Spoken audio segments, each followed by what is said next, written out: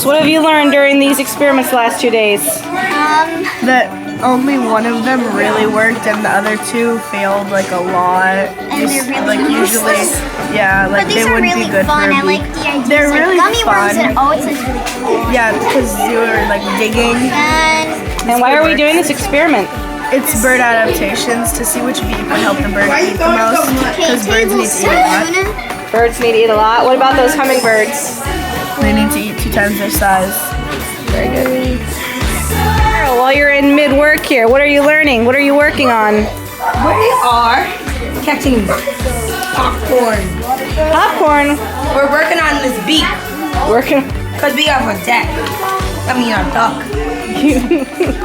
How's it working? Not so well. How's it going, Lisette? Good. And you? How are these beaks working out over here? Good. Yeah, what are you learning? How